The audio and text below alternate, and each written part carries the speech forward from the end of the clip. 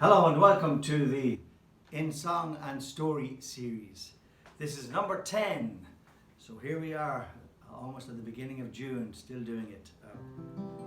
Things are changing around here in Savannah. We have partial openings happening all the time.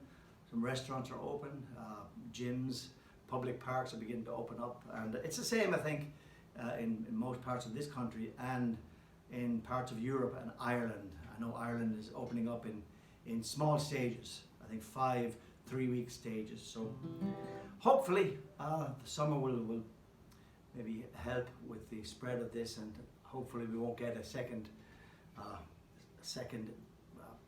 wave in the fall.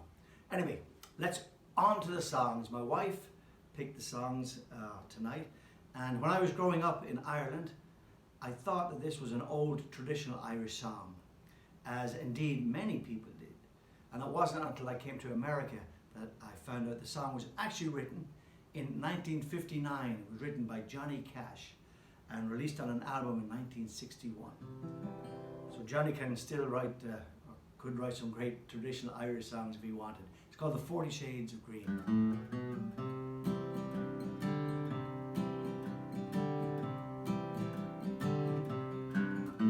I close my eyes and picture the emerald of the sea, from the fishing boats at Dingle to the shores of Donaghadee. I miss the river Shannon and the locks at Skibbereen, the moorland and the meadows and the 40 shades of green. Most of all, I miss a girl in Tipperary town. Most of all, I miss her lips, soft as eider down. Again, I want to see and do the things we've done and seen, where the breeze is sweet as Shalimar and there's 40 shades of green.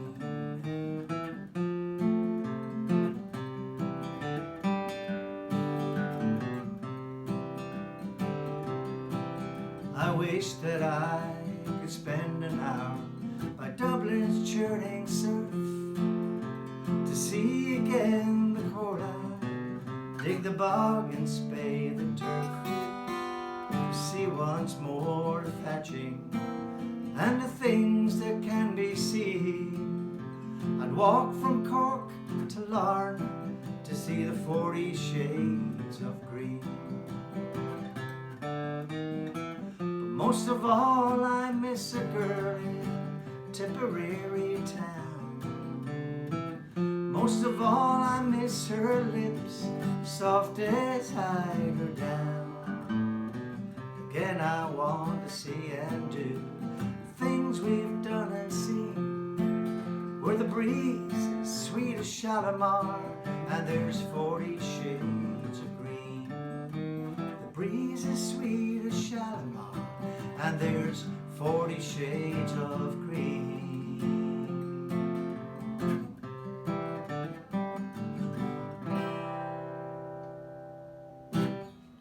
Johnny Cash's 40 Shades of Green. Great old traditional Irish song.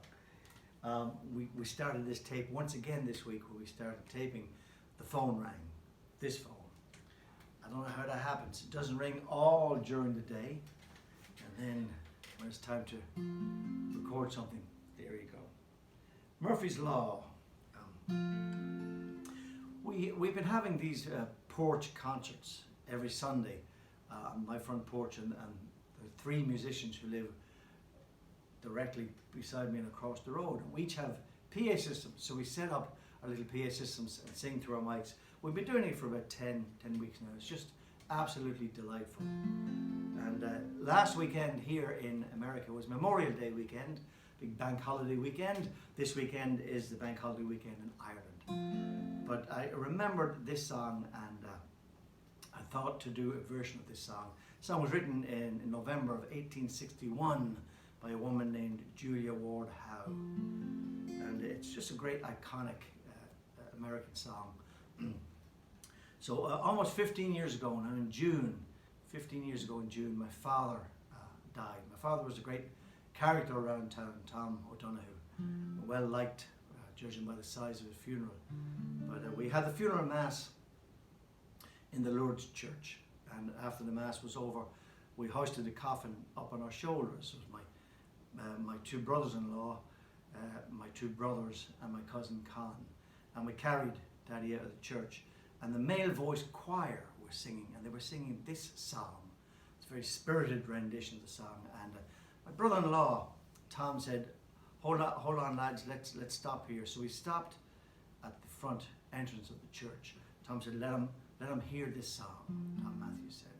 It was one of my father's favorite songs. I did not know that at the time. And when I came back home here to America, I contrived to write an arrangement of it that wasn't as austere as it's normally done. So this is it, for my father.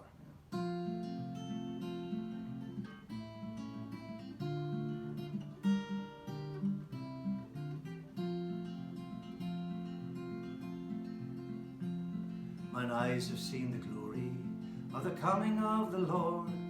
He is trampling out the vintage where the grapes of wrath are stored. He had loosed the faithful lightning of his terrible swift sword.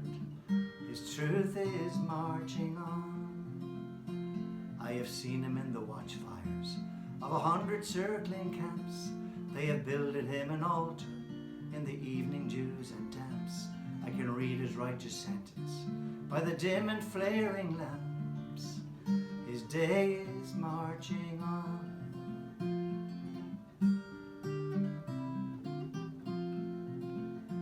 I have read a fiery gospel, written rows of burnished steel. As you deal with my condemners, so with my grace shall ye deal. Let the hero born of woman crush the serpent with his heel, since God is marching on. Glory, glory, hallelujah. Glory, glory, hallelujah. Glory, glory, hallelujah. His truth is marching on.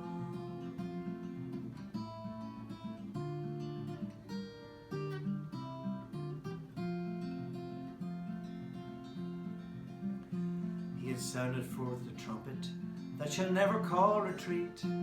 He is sifting out the hearts of men before his judgment seat. Be swift, my soul, to answer him. Be jubilant, my feet. Our God is marching on.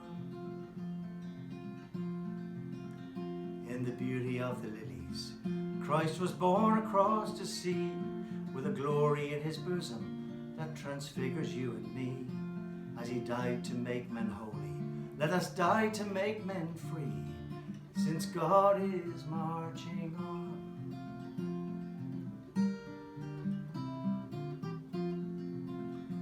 He is coming like the glory of the morning on the wave. He is wisdom to the mighty, he is honor to the brave. Though sword shall be his footstool, and the soul of wrong his slave, our God is marching on. Glory, glory, hallelujah. Glory, glory, hallelujah. Glory, glory, hallelujah. His truth is marching on.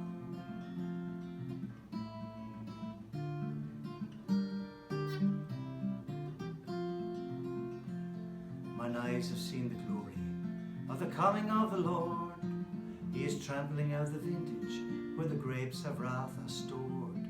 He had loosed the faithful lightning of his terrible swift sword. His truth is marching on. Glory, glory, hallelujah. Glory, glory, hallelujah. Glory, glory, hallelujah. His truth is marching on.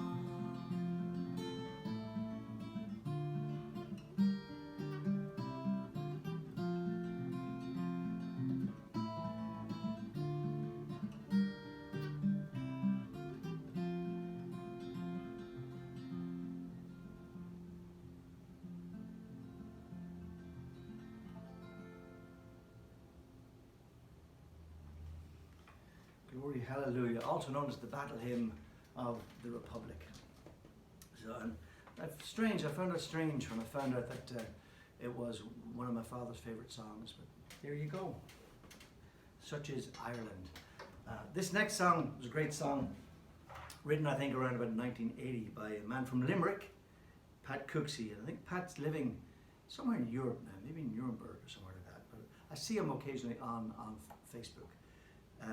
I believe he wrote this song specifically for the Fury Brothers and Davy Arthur. It's got cheers. Let's do another toast. We always do a toast every week. Sláinte. Here's to brighter days ahead. The song is about a small town, small market town in County Westmeath in the central Midlands of Ireland, the town of Mullingar. And it's always been interesting, and still is to Irish people, that one of the first places the Irish went to find work and to get away was London. And of course there was great work to be had in London after the Blitz of London in the Second World War.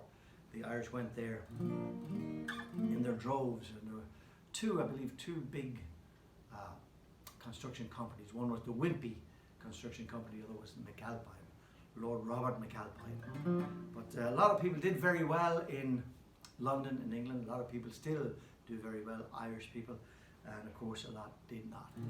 My brother was over there for several years in around London. The song is called The Reason I Left Mullingar, and this is my last song this evening.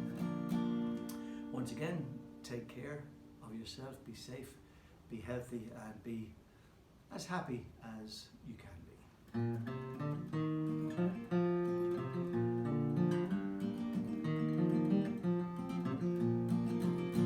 I walk through the city, a stranger, in a land I can never call home, and I curse the sad notion that caused me in search of my fortune to roam.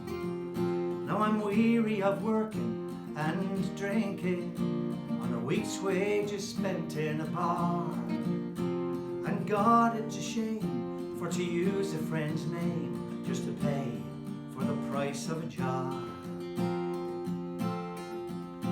I remember the bright April morning when I left home to travel afar, but to work till you're dead for one room and a bed is not the reason I left Mullingar. Now this London's a city of heartbreak. On Friday there's friends by the score, but when the pay's finished on Monday, the friend's not a friend anymore. For a working day seems never ending. From a shovel and pick there's no break. When you're not working, you're spending the fortune you left home to make. I remember the bright April morning when I left home to travel afar, but to work till you're dead for one room and a bed is not the reason I left Mullingar.